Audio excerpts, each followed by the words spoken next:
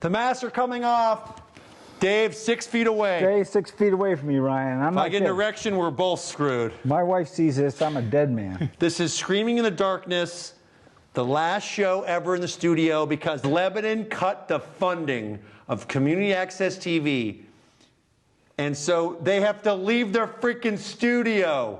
I think it's because Screaming in the Darkness. I think they saw an episode, they go, we're going to bring them down. Breaking them. We're going to break them. And so they're moving us to the Hartford High School, which I'm not allowed, 250 feet near.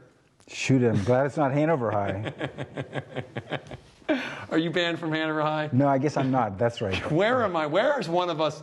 You know what? We're not banned from everywhere, but together, you and I are banned from pretty much every single place. You're banned from someplace?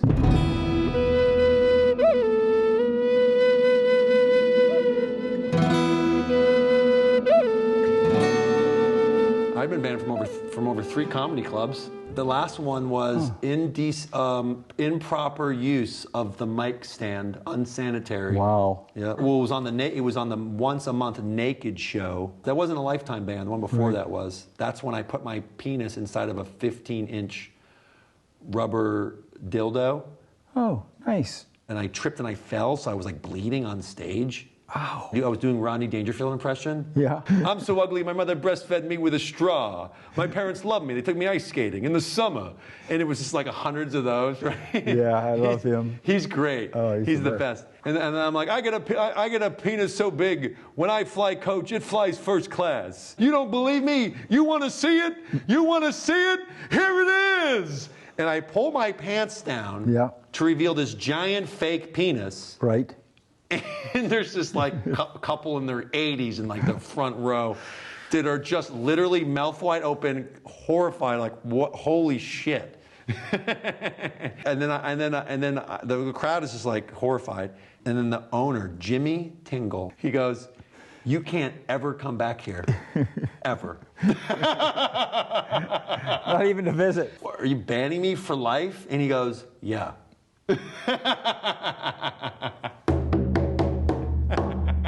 The rumor gets spread because everyone's like, why the hell did Ryan get banned? Overexposure, wasn't it? The rumor is that I masturbated and ejaculated onto the crowd.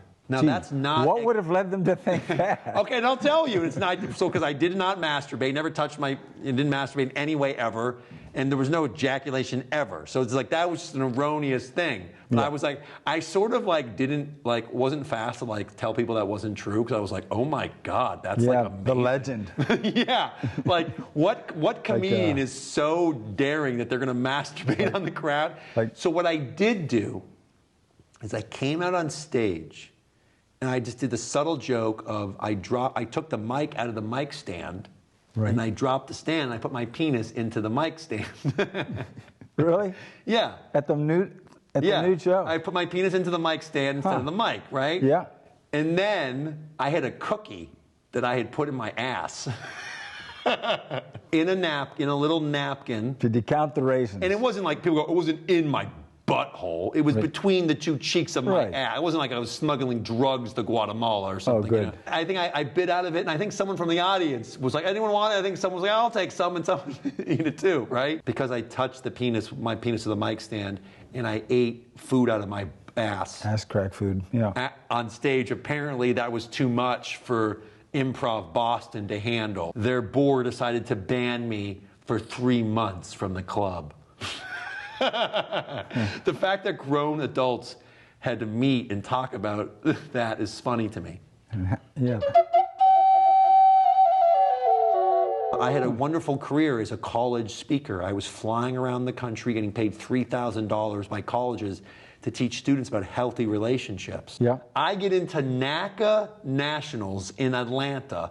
This is the National Association of Campus Activities. 1,000 schools come.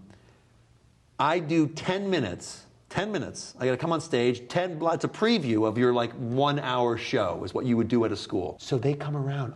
I book like eight or nine shows for $3,000 each. Dang. Right then. That's right after, like, boom, boom, boom. Here are the contracts. 9 times. That's like, it was like $20,000 is guaranteed. I was like, oh shit, this is incredible. So I went on like a 2-week tour and just did all these shows. And I remember I made like $30,000. Things are so well. I go, I want to make a funny comedy music video, you know? And I want to shoot a music video about my Vitamix blender. And so we wrote the song, started on the piano. I think I've seen that. We wrote the song, we recorded this. The song is called Blend. It's on YouTube, maybe with 2,000 views, made it 11 years ago, never went viral. Yes, she's pulled it up. And up into your third eye, Om Shanti, Shanti, Shanti, Shanti, peace, peace, peace, peace, peace. I bow to you and say, Namaste. Fresh out of yoga, time to fill up. Blender in my backpack, 5 Dixie cups. Drinks for the ladies, 1 for myself. Fruits in the basement, veggies on the shelf. Hey Nancy, celery. Hey Katie, broccoli. Hey Susie, split peas. Hey Seth, you are creepy. So grab the... So you can see I'm dancing, and at one point I chopped my penis off. That's coming up. But look how good the editing is. Sean did this? Sean's worked on it with Mike Quill. And my agent, my college agent, right, David Coleman, the dating doctor, who was the original dating and relationship expert, spoke at hundreds of schools every year, was so popular, he started his own speaking agency because his career took off, and he was horrified. Horrified. Okay, this is from David Coleman, 2011. You seem to believe that you are the only one who was negatively impacted financially when you decided to post your Blend video on Facebook and YouTube. Since the moment your video went live and my phone and email began to fill with people who were shocked, surprised, and offended that I would represent such a person or product. I have had to bear the following expenses. $500, 2 hours of my lawyer's time as he reviewed the ramifications of your video to us as an agency, and he is not done yet. You failed to realize the impact your video could have on my reputation, the reputation of us as an agency, or to the careers of all those we represent. But I'm sure that never crossed your mind. $100 compensation for our webmaster's time to remove all references to you from our website. $200 compensating my agent for the time it took her to reach any school or contact who we had begun a dialogue with or had already booked you for an appearance. Time she could have spent booking dates for me or others. I will stop there, as those are the fixed expenses of which I am 100% sure. $800 does not include the lost revenue to us in commissions that were due to us from already booked dates or commissions. I lost $50,000. Like that was booked that year. I had no idea, nor could anyone with common decency imagine that you would ever post a video in which you, and it goes on here, bullet points, pretend to blend your penis against a tree. Expose your crotch and pubic hair while wearing a diaper as you crouch down on a toilet. Pretend to have 3 women simultaneously give you oral sex while you guide their heads with your hands in a porn maneuver. What was your point? Chop off your penis, blend it, and flick a piece of it against a man's face. I think he's got you. Pour roofies into a blender and then pretend to pour them down a woman's throat. Defecate into a blender, then pour it down someone's throat.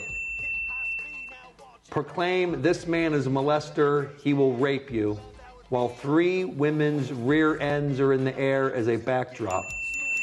Give oral sex to a carrot. Is he charging you for the time he's writing this too? I will stop there, even though there is more, much more.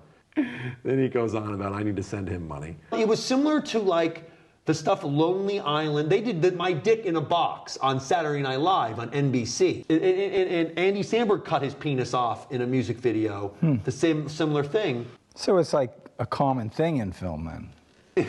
I remember, who was it? Gerard Depardieu in some French movie. He did the same thing. I Can't remember what one that was. Cut his penis off? Yeah. God, I stole it from SNL, and they stole it from Gerard Depardieu. It happens in one of Hemingway's novels. What does? Self-mutilation. This young soldier. Why? Because he was so embarrassed he couldn't stop playing with it, I think. Made him sin. Dave, do you believe masturbation is sin? I don't think it's a big deal, but I mean, well, there's so much like porn and stuff that is available to kids at such an early age. Do you think kids are masturbating more now than they are? I mean, don't kids masturbate? I don't know if it's possible, but... I mean, my height masturbation, when I was a kid... Yeah. I'd sometimes do it like 10 times a day. I was like, blew my mind. This feels really good. I get to rub my penis and it feels good. Nothing. It was unlike anything I had known before then. It was definitely like, oh, this is new and cool.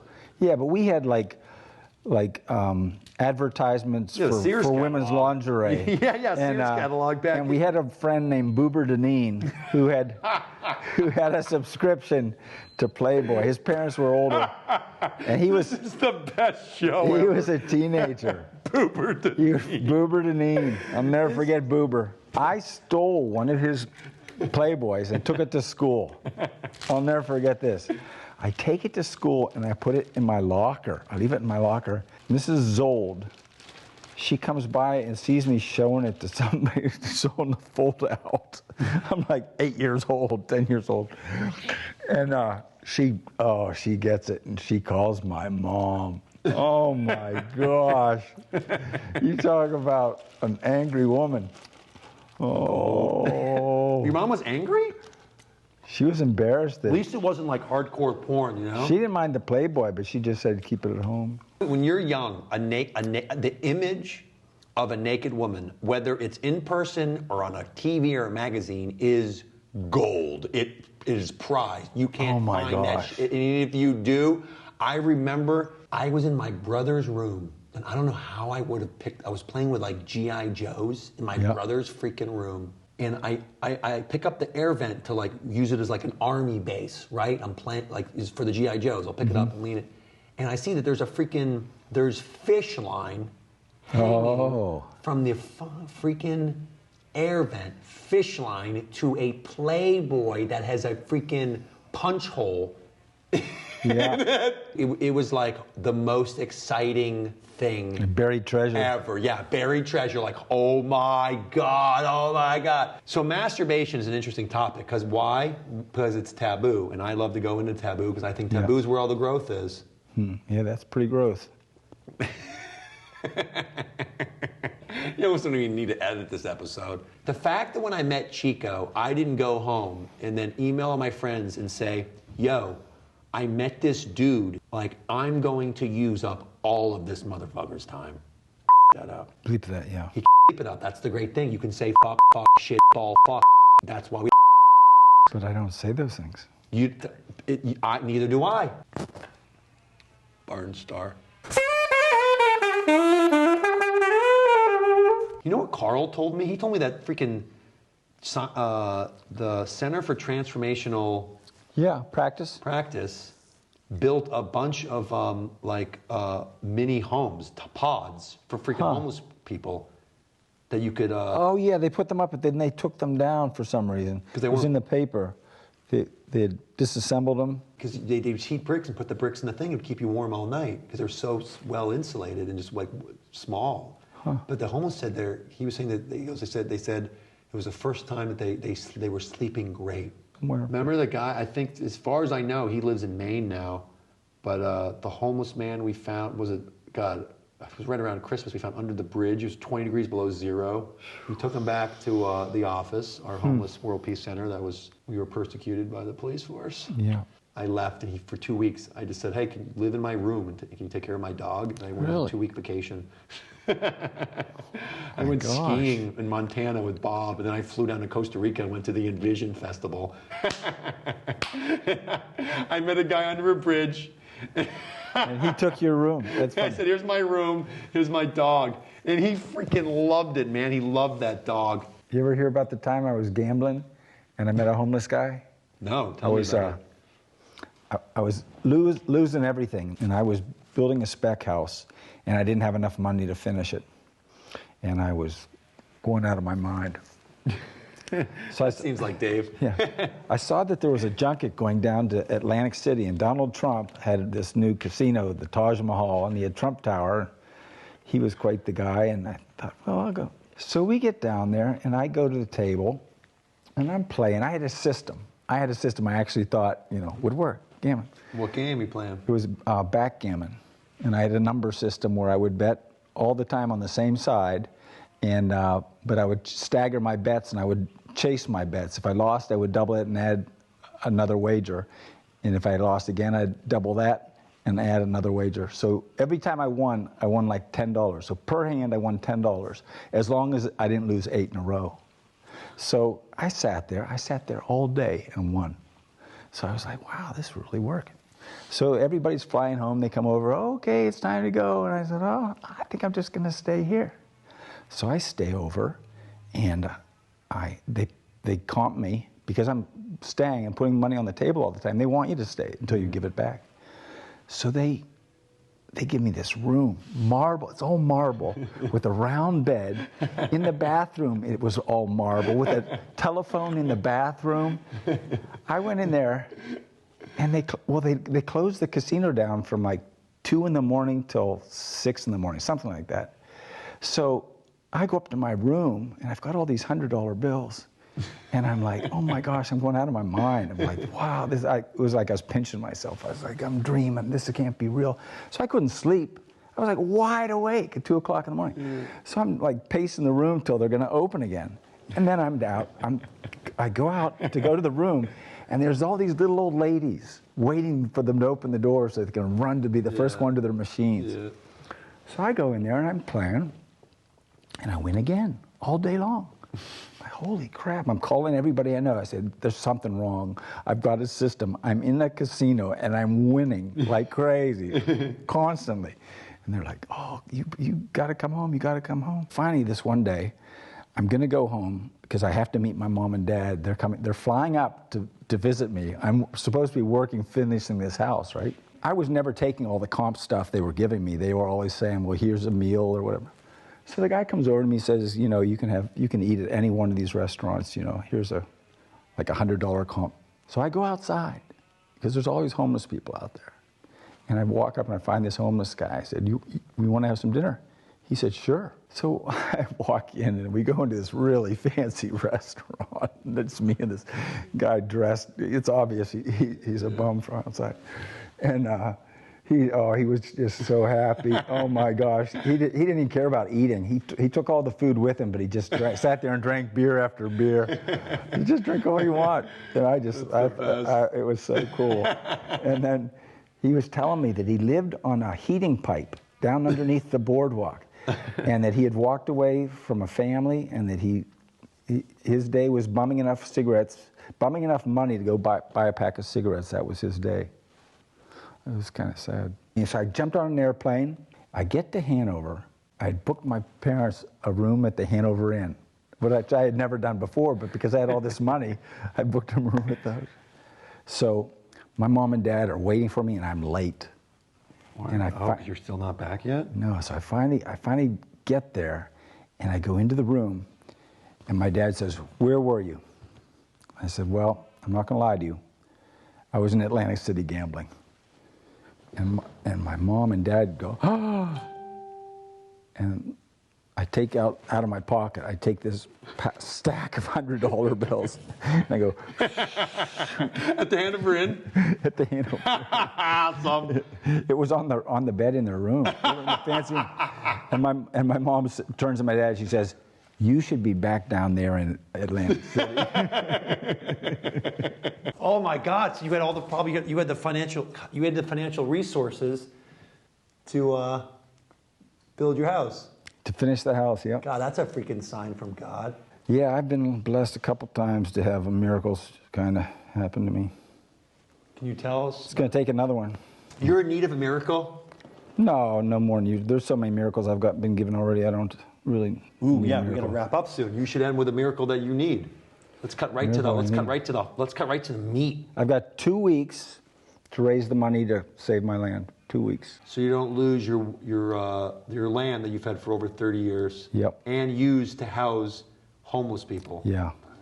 Till they tore it down, yeah. Dave, you used the cabin to house dozens of people, many of which were African American, women. There's families. Disabled veterans. Disabled veterans have stayed in this little red cabin that you've maintained for over 30 years. Native Americans.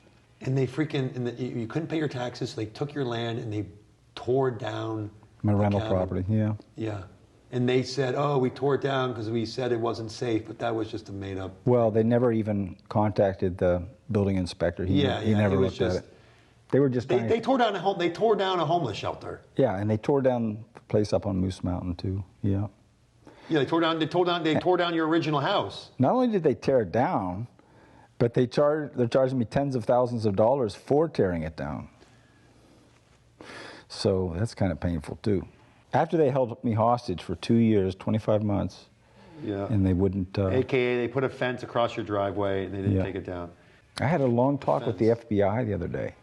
Oh yeah, and, the FBI. Yeah, and I got past the first wave where I usually get stopped, got up to the second level, and the guy took my complaint. We went back over it, said, yeah, there's a federal violation of the Clean Water Act, and there's a federal violation of the Americans with Disabilities Act, and your constitutional rights were violated because you weren't able to get off your land get a car to your house to go to the VA and stuff. He said, yeah.